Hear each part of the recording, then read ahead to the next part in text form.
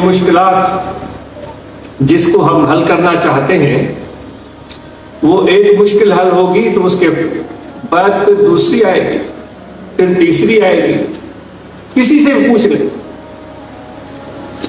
اس کا اختتام تو ہے ہی نہیں. ہم سمجھتے ہیں کہ مشکلات کیوں آتی ہیں،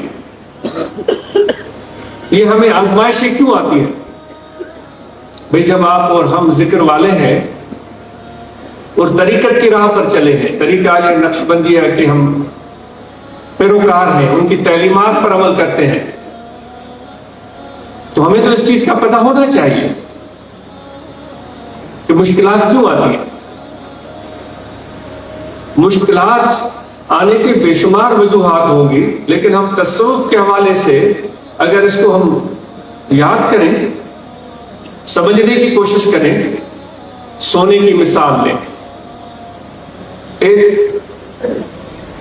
راہ شکل میں کچا سونا ملتا ہے، اس سونے کی بھی قیمت ہوتی ہے، اس کی بھی اہمیت ہوتی ہے، لیکن جب اس سونے کو آگ میں ڈالا جاتا ہے اور اس کو آگ میں اس طرح ڈالا جاتا ہے کہ وہ بالکل مائع شکل میں ہو جاتا ہے، سیال شکل میں لیکوئڈ ہو جاتا ہے.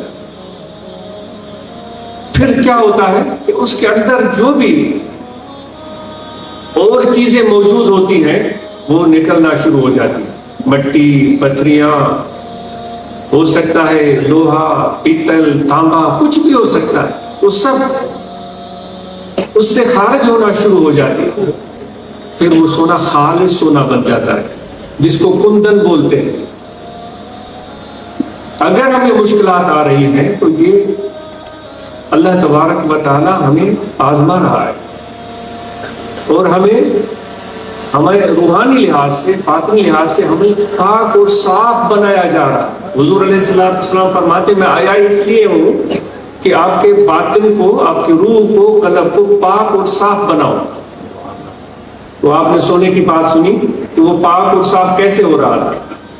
جب وہ آگ میں جل رہا تھا. غیر سے کس طرح چھٹکارا مل رہا تھا؟ جب اس کی شکل ہی تبدیل ہو گئی، وہ ٹھوس شکل میں تھا، وہ مائع ہو گیا. اس لیے میرے دوستوں، یہ مشکلات بٹائی صاحب جی چون مطابق دکھ سکن جی سوہ گویا سکھ دکھن تھا. یہ تکلیفیں ہمارے روحانی ترقی کی باعث بن جاتی ہیں. تو اس لیے مسکرانا مت بھولیں.